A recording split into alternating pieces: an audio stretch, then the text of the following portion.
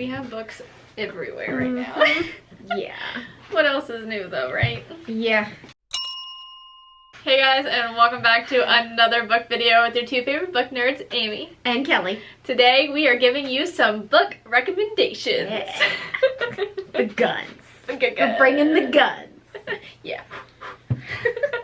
So I have a little list here of some prompts to kind of like help fuel our recommendation list, I guess, for you guys. It's a whole bunch of random prompts, and why is it battery? After all of this, woo, now that the camera battery is fully ready for this video. Got that out of the way quick. Yeah, I Got guess. Better to get it done early than in the middle of the video. That's right. Whatever. But as I was saying, we have a list of like prompts here to help with our recommendations because we didn't really know exactly what to do for recommendation. I don't know. Let's do recommendations. Yeah, it's a spur of the moment video because we both have been insanely busy this month. Yeah. So this is our random list of recommendations. Yes. Hope you enjoy. So, getting into it, let's just go right on down the list. So, this first prompt I made specifically for you since you are the fantasy queen. Yeah. And so, books for someone who's just starting to get into fantasy. Okay.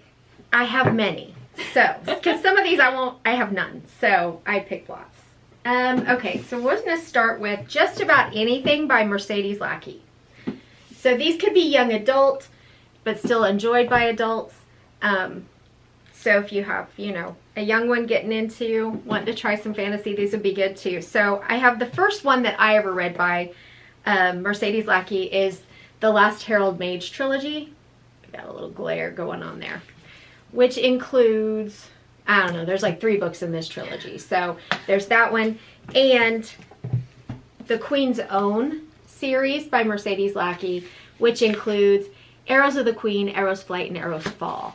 These are epic fantasy. They are in different worlds. They have animal companions. They have found family. This one in particular is also like academia. So yeah, you can get in just about anywhere in that. But I would say if you want to go in like world order, start with that one. So we've got that. And also Brandon Sanderson's Mistborn. Starting with Mistborn, actually. So it's a trilogy, but they are not long books. I mean, the trilogy together is kind of chunky, but they're not long books. Set in a separate world. The magic system is incredible. It's very science-based. Brandon Sanderson does that with all his magic systems. They're very logical and have lots of rules, and there's no just woo-woo magic. I love that. So that's good. There's political things going on. This is basically set to the premise of what if the Dark Lord won? And so this is kind of set centuries after the Dark Lord won and there's a rebellion brewing. And the thing about this is these are set in the Cosmere, and so if you like this, tons more books that you can go on to. But they're not terrible complex. They're really accessible, and Goodreads pretty fast paced. So, and his plotting is amazing. So, get into those. And I think that's it. I limited myself. Yeah. I think. Let me look. Yep. Okay. All right. Sweet. Yeah, I don't have any to add to that list. So. What? I don't really. I can't believe that. Yeah, you know. All right. Prompt number 2. Books for someone just getting into horror or wanting to get into horror. Hello, guys. We go. Hello. There we go. So I would start off with, I think Kelly has it over here, Mexican Gothic. Oh yeah. By Sylvia Moreno Garcia. Is definitely one that I would recommend for someone wanting to get into horror because it's not like so in your face with the horror. It's kind of more like a sidelines thing. So it's definitely a good book to like ease you into that like uncomfortableness and just strange things are happening. So definitely this one. Do not read Stephen King. Reading Stephen King is a labor of love. And while he's deemed the king of horror, I think that that is an author, and those are books that you should reserve for when you're like further into your horror journey, because they are just so chunky and they're so out there, and they're Stephen King. They're very unique books, and I think it takes a lot to get through them, even as a seasoned horror reader. Yeah. So I think starting with that would be a little bit too much. I would recommend T. Kingfisher's What Moves the Dead. What Moves the Dead. Yeah. Wow. Okay. Yes. T. Kingfisher's What Moves the Dead. It's a very short book, and I think that it's really good at building suspense and building up to, while being so creepy all the way through. So that one for sure. And I would also say Stephen Graham Jones, The Only Good Indians. I never can read that title right. This one, I think, is also like not so intense until the very end. Yeah. Gets a little bit, but it also just has that kind of creepy vibe all the way through, and it just builds to it. So if you're just starting out and you're not entirely sure, this is softer horror. Yeah. But it's definitely scary. Yeah, for sure. All right. So, books to fuel your wanderlust. Do you have any right off the top of your head? I do.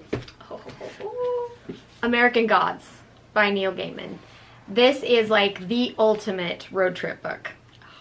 It is fantasy. It's urban fantasy. It is set in America, current day America, and it features like all the gods. Like they're all real.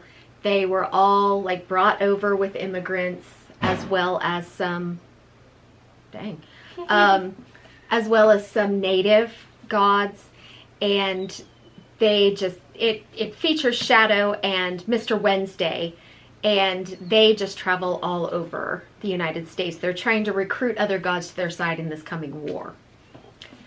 So, that one for sure.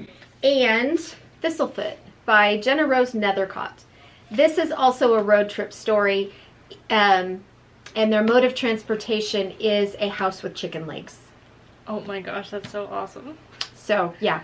So, also more folklore, as long as kind of historical fantasy. So if you are into Russian folklore, this really leans heavily into the Baba Yaga stories. And this is also could be with like books that make you cry, because there's a part where the house itself has a viewpoint in the book, and how it existed through World War II in Russia and the pogroms against the Jews there. And it was, it's tear-jerky, but another road story. Well, the book that always comes to mind for me when it comes to wanderlust and everything, Eat, Pray, Love by Elizabeth Gilbert. I've never read that one. Whoa, have you seen the movie? Nope. Okay, so we're gonna read the book and have a movie night. There we because go. This is one of my favorite books of all time. One of my favorite movies of all time. I absolutely love it. This lady, I think she gets divorced, and she is... we have random noises going on.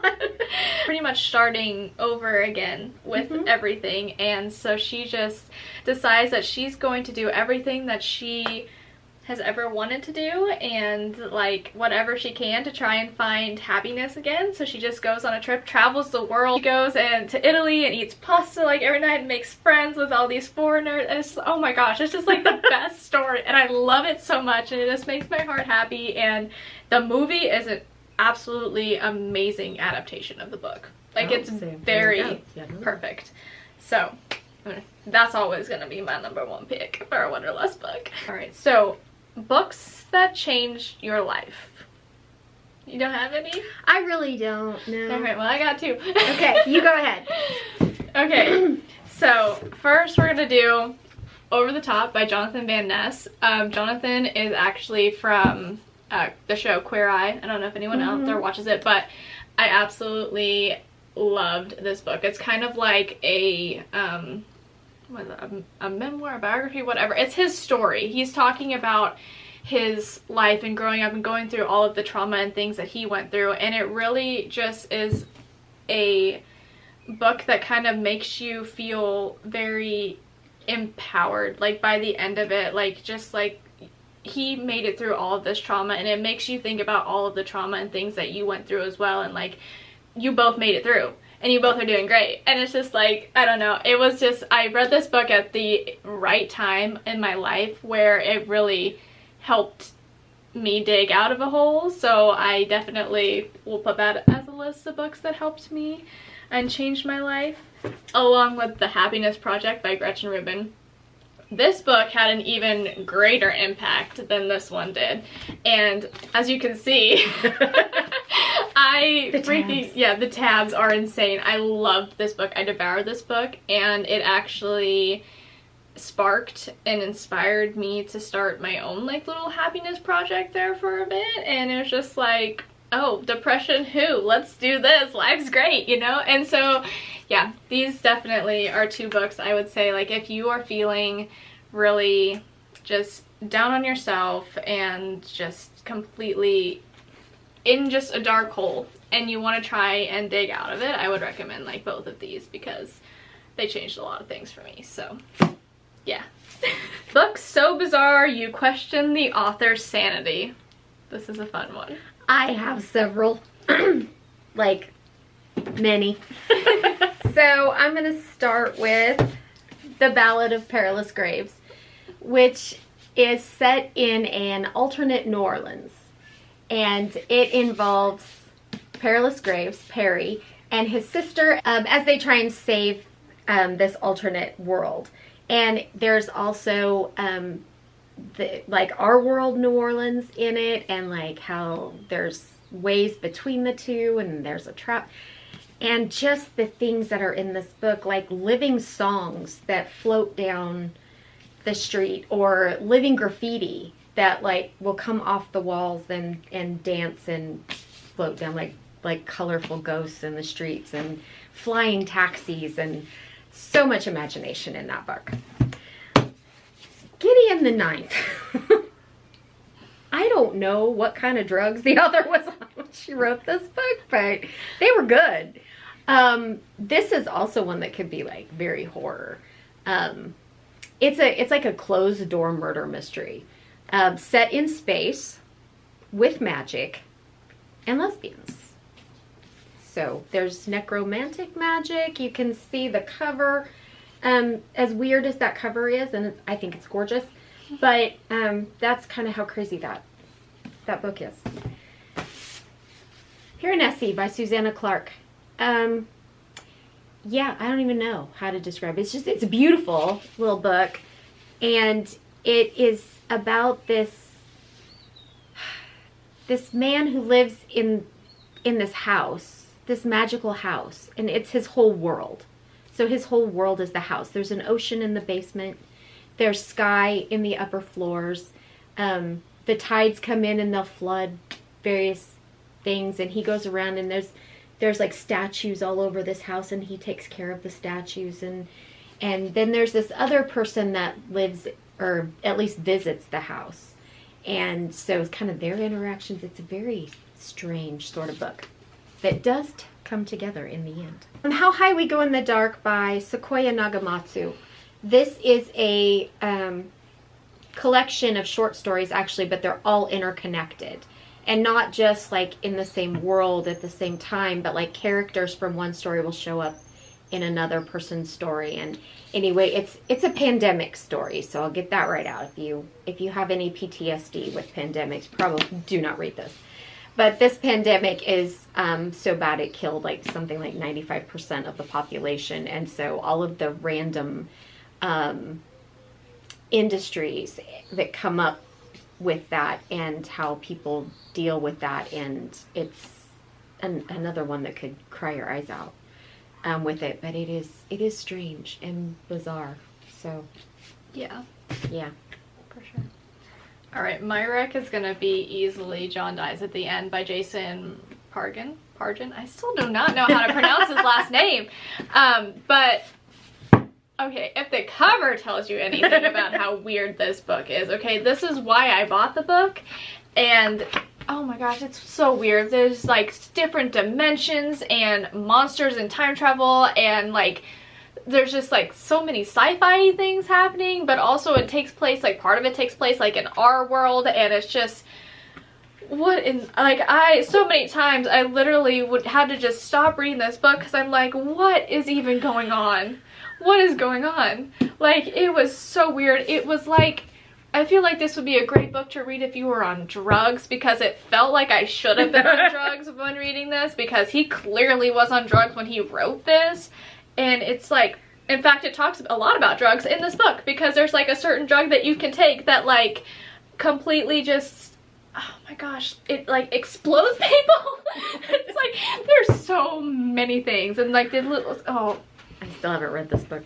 I need to. It's so weird. It's so weird. Yeah. So weird. That's all I got. Wow.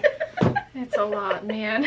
Books to read by the beach / lake / wherever you be lounging. Wherever. This summer.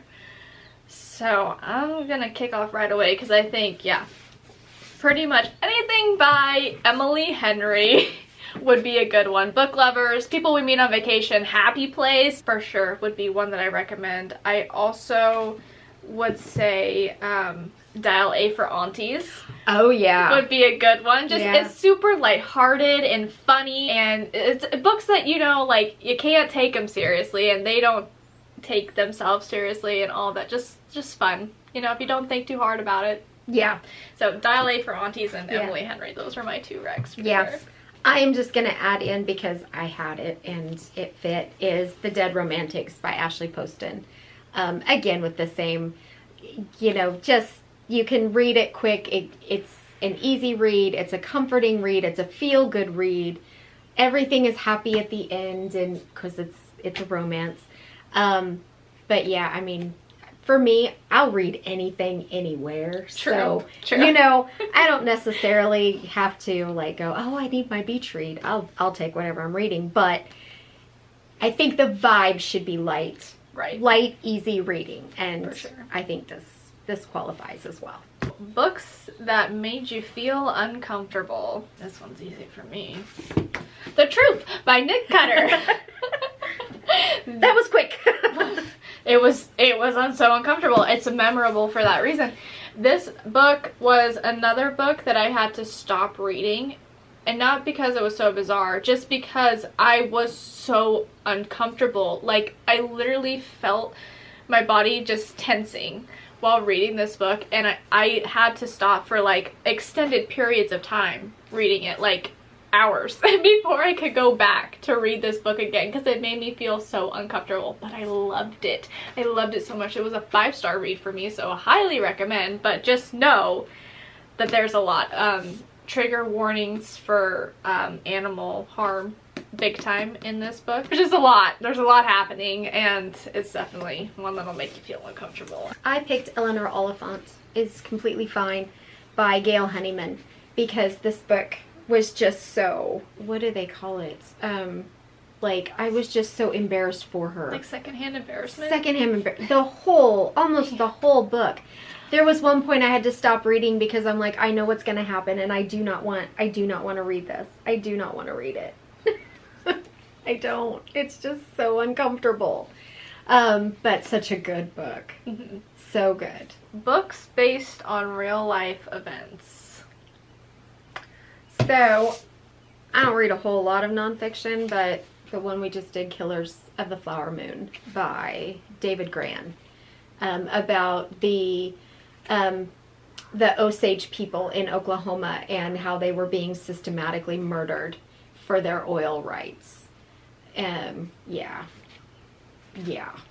I don't even know. I mean, it's so cold how these people just treated these Native Americans like they were nothing, but I just can't even. Just so cold. So cold. Yeah. My pick is In Cold Blood by Truman Capote. This is one of my favorite true crime stories. It's done so well. It's about this family in Kansas Holcomb, Kansas, who was brutally murdered in the night. And this takes, like, Holcomb is a teeny tiny town, like population 50. I mean, not quite that small, but you know, very small. And it's like takes place at a time where no one was locking their doors. No one was like worried about anything like this. And then this family gets brutally murdered. And the two suspects that they have, they were on the run from the cops, and a good portion of this book takes place from their perspective. And in fact, like, Truman Capote, when he was writing this book, he actually befriended one of the suspects that took part in this, and like would visit him in jail and all that. And so it's all a very fairly accurate representation of what happened and everything. And it's just, it's wild, especially the parts where you can like see it from their perspective while they're on the run, and just like how close the cops got at some points and missed them just like that. And oh my gosh, it's so good. It's so wild. But yeah, definitely one I will recommend every time. So now we have banned books. Yep, I think we have the same one. I think so. Yep. Fahrenheit 451 by Ray Bradbury. Yeah. I personally didn't like this book, but I think that it's a book that everyone should read. It's a very important concept, and like there's a lot of important things that happen in this book that I think is crucial, especially in today's time where our the internet and social media and all of that is just really taking over so much that it's not a big of a step to see the events happening in this book happening in today's world. Yeah, absolutely. And it's a book about banning books. Yeah. So it's not just a banned book, which it has not, I will qualify, as we did in that video too. It has not been banned recently. True. But it still gets challenged. Yeah. It still does. But it is a book about, well, outlawing books, really. Books are illegal. So, yeah, it's the book burning. Fahrenheit 451 is supposedly the degree that books will burn. So, yeah. It's a wild book. It is. Yeah. It's another one's a bit bizarre. Yeah.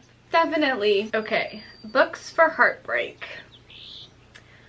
Okay, so the first thing that came to mind was like, I want to read a book about a kick-ass woman doing kick-ass things, and I'm like, yeah, okay, sure, whatever.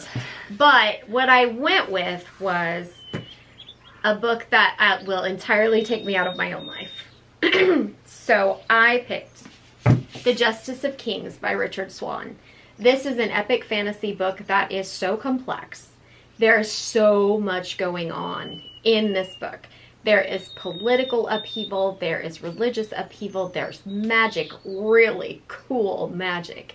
There is this dynamic of this group together. Conrad von Valt is the main guy, and his apprentice Helena and his bodyguard, and they're, how they're traveling, and their job, which Conrad von Valt is the king's justice, so he's kind of like what in the Old West circuit judges, they were the judge, jury, and executioner. And so you have kind of that dynamic, the dynamic between them. Helena is a young person in this book, so you've got kind of that coming of age kind of thing. There's just so much going on that you could just get into this book and forget. It would take you completely out of your own life and into a really well done world here. So it's a good choice. Yeah.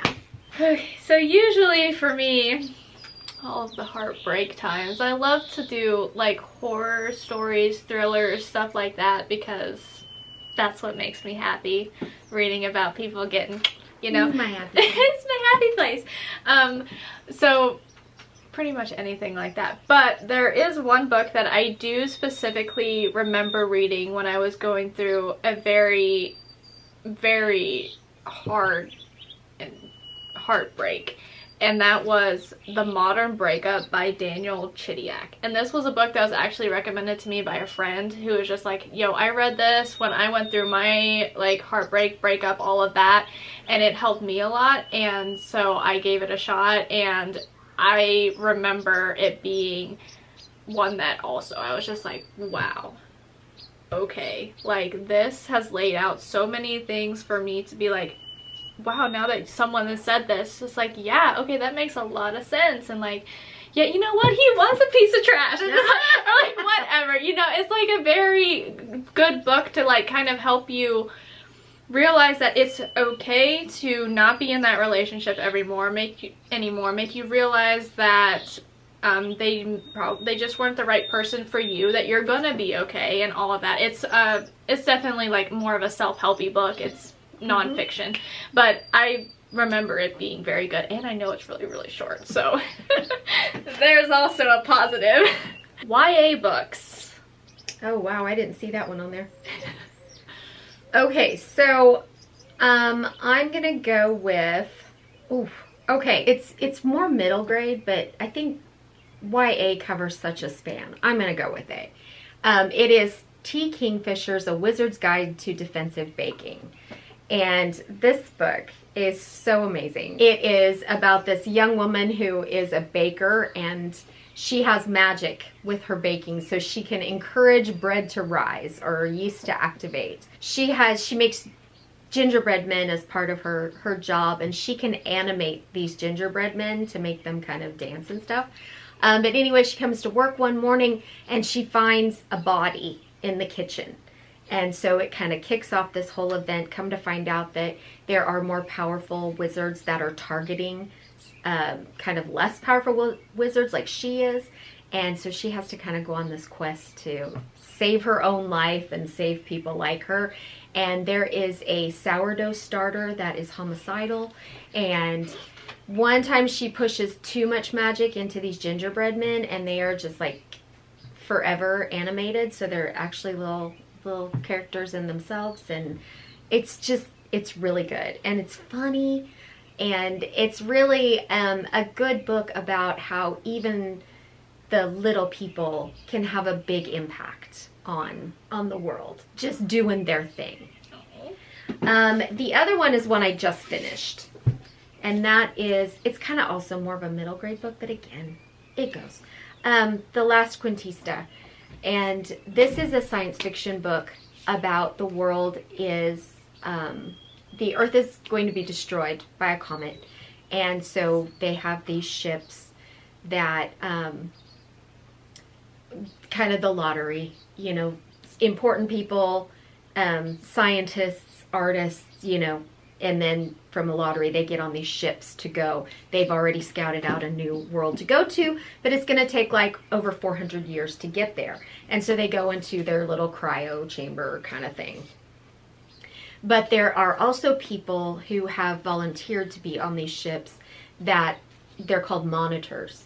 And they are there to live their lives on the ship, making sure everybody who's sleeping, everything stays good and the ships stay on course. And basically, excuse me, it'll be a generational ship because those people will have children and they will then grow up to be the next monitors and things like that. But the day that they're leaving, there's 3 ships, and the one ship that is carrying like the political leaders, like the president and everybody, that gets destroyed.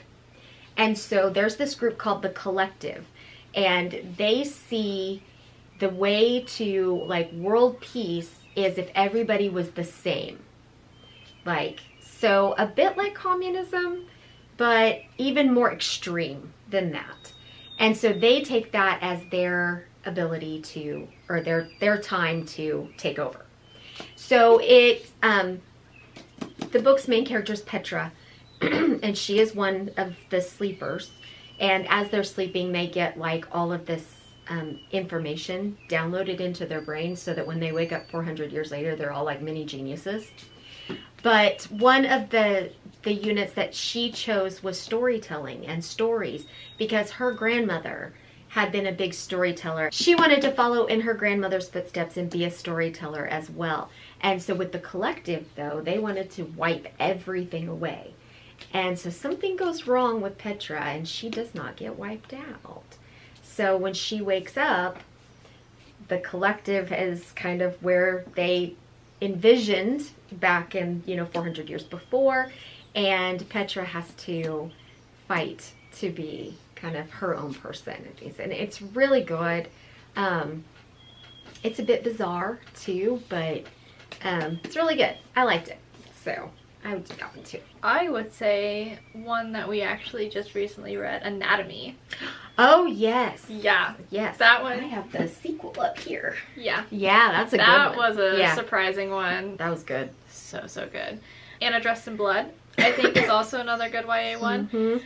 I'm not entirely sure if this one is considered YA, but Stalking Jack the Ripper, that whole series, so good. And also the Lunar Chronicle series. Those are ones I will recommend those until the day that I die. I love those so much. Yeah. Fantasy. She's recommending fantasy books. Yep, I sure am. Books that will make you laugh out loud. You don't got any? Oh, I got them. Oh, okay. I was gonna say. I was thinking. The Martian by Andy Weir. Oh my gosh, I laughed all the way through this book. Yeah. All the way through it. It was absolutely amazing, and it was just such a great time. So I have Starter Villain by John Scalzi. Again, just funny. This really down and out guy inherits his uncle's villain business. And the situations and the way he handles the situations and just the way they all banter back and forth. I laughed. Yeah, pretty much the whole way through that one. And cats. That's a cat. Cats. Love it. Also, one we just read, Assistant to the Villain by Hannah Nicole Mayer. Again, just stupid. It's ridiculous. Like, silly, stupid, funny. If you like a absurd kind of humor, if you like a slapstick kind of humor, stuff that does not take itself seriously, I think that you will like this book. It's set in a fantasy world about the villain who is fighting kind of his own private vendetta war against the kingdom, and he hires this girl to be his assistant. And it's funny. It's very funny. Yeah. Now, on the opposite side, books that will make you cry your eyes out. For me, there's not a lot of times that a book's gonna make me cry unless it has to deal with animals. Oh, yeah. Those are always the worst. So, The Art of Racing in the Rain by Garth Stein and Marley and Me. I'll put that on the screen somewhere. These are two books that deal with doggos and just the insane amount of love that doggos have for their families and the bonds and everything. And oh my gosh, I can't remember the last time I cried so hard in books before with these ones. And they were so good, like the books. This is one we would both. Also. Yeah. Divine Rivals by Rebecca Ross. This book, oh my goodness, hit you in the feels. Mm-hmm. For sure. The ending just, oh my god. Well, not even the ending. Like, in the middle, there's a whole lot dealing with like grief and everything, and it's done so well. That's what got me, was the part in the middle, more so than the end. Yeah. But yeah. The ending for sure got me. Oh, and Undertaking. Oh yeah, that one did get you. The Undertaking of Heart and Mercy also made me cry so hard because I was not ready to accept what this book was trying to make happen for a little while there. So yeah, when you love characters so much that if anything, they could get a paper cut, I'd be crying. That's how much I loved the characters in both of these books, honestly. So that was kind of what sparked my crying there. But yeah, I'm just going to go back to two that I already talked about, which is Eleanor Oliphant is Completely Fine. That book destroyed me at the end. I'd say the last quarter of that book. I mean, I was just bawling the whole time. And also, How High We Go in the Dark. That one, there were some stories that were okay, but there were some that just killed the pig story. Again, with the animals. But the pig story just killed me. And the amusement park story. Oh, yeah. Oh, gosh. Yes. So, yeah. Those would be my two. Books with the best adaptations. All I have is Eat, Pray, Love. That one. I think The Martian was good. The Martian was. That was pretty good. I think the book's better, but I think the adaptation definitely does follow it fairly well. It's a good adaptation, though. Yeah. Normal People by Sally Rooney would be another one. It's a TV show, and it has, oh my gosh, what is his name? Paul Mescal. Yeah. Plays Connell. The Irish boy. Oh, yeah. Oh, yeah, that's a cute picture right there. Mm-hmm. Yeah, he's cute. Yeah. Okay. Yeah. Okay. It's worth a watch for that. He's a cutie. He's a cutie. Yeah, Google him if you don't know who he is, or just go watch the show. Mm-hmm. It's definitely a very slow show, but the book's also very slow. The book's not that great, but the show adaptation's really good. So yeah. I would say just about any BBC adaptation of Jane Austen. Yeah, Pride and Prejudice. The Pride and Prejudice miniseries is especially good. There is a version of Emma that has Johnny Lee Miller. He played Mr. Knightley. That was a really good version of Emma. The Gwyneth Paltrow movie version of Emma isn't bad, but I like the Keira Knightley version of Pride and Prejudice. Yeah. If you are a stickler for what do you call it? If you're a purist, you definitely want to watch the BBC miniseries. So I think any of those. I think the Jane Austen movie with Michael Fassbender. David. Yeah, his name's David. So yeah, the adaptation of Jane Eyre with Michael Fassbender, I think that was done really well. Any BBC adaptation is usually pretty good. Oh, Stardust by the Neil Gaiman's Stardust, that movie. I actually like the movie better than the book. And the American Gods miniseries. I was gonna say, I'm like, okay, she has to say that one. Yeah, definitely that one. So yeah, I think that's probably it. Yeah. And Harry Potter. Just a few. Yeah. Oh yeah, and course. Harry Potter. We of have course. to include Harry Potter. But books with a toe-curling good romance. This is on my list. I had this one picked out.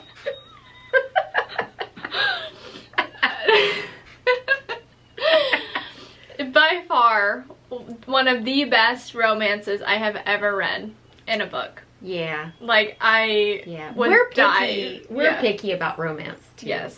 We just don't read just anything, so. Yeah. I love this. I would die for either of them. Like, if it was either they stay together or I died, they're together forever. You know, like, it was so good. I loved it. Yeah. I'm trying to think. I didn't bring in, That's Jane Shadow? Yeah. Which, I mean, probably because I wouldn't call that toe curling. It was a good romance, though, wrapped in a good folklore story. Yeah. I think the same with Followed by Frost by Charlie Holmberg. These are not spicy. This one's not spicy, but I still think the romance is nice and tingly. It gives you little bubbly feeling inside. Yeah. It's a good romance, I guess that's more too. of like what I was thinking for the prom, but just ones that you just like really love and not so much spice level, because I couldn't tell you a single spicy book I've read so far that I thought was great. But that's not... That's not like... Okay. There's some spice in that There one. is some spice, but not There's like... some spice in that one. Yeah. Yeah. But yeah, I mean, like true, spicy. Yeah, I don't really care for those. But the romance in this one, I really liked that one. The romance in The Very Secret Society of Irregular Witches by Sangu Mandana. There's a good romance. Yeah. in that book. I like the romance Divine in this Rivals. one. Yeah. Oh my gosh. Yes. Yeah.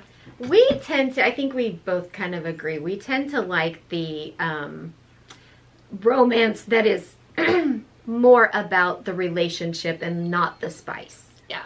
I mean, I don't mind spice in the books, but most of the time I needs don't to think be it's a very base. well done. Yeah, well, and there needs to be a base relationship there, too. Yeah, although I will point out the spicy book that I was saying I should have recommended is Radiance by Grace Draven.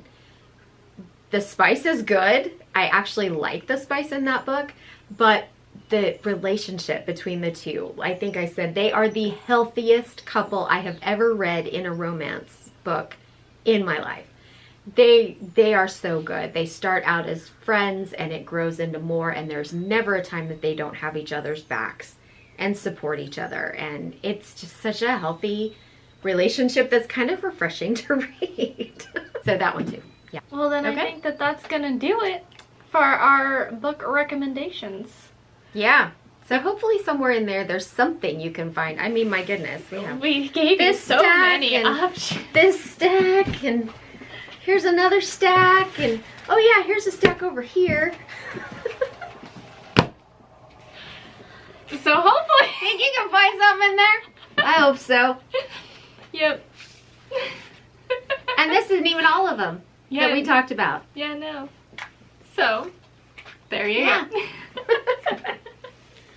If you can't find a book to read out of that, then you just aren't going to find one. You ain't looking to read. Yeah.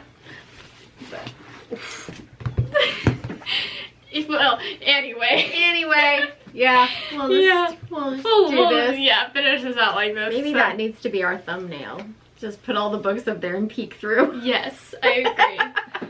So, alright, well, hope you guys enjoyed watching this video and that you find some good books to read through our recommendations. If you do, let us know down in the comments, or if you have books you want to recommend to us, also let us know down in the comments, because Sure, why not? book notes are always looking for new books to read. That's and add right. to that ever-growing TBR list that's way too big and I'll never get through.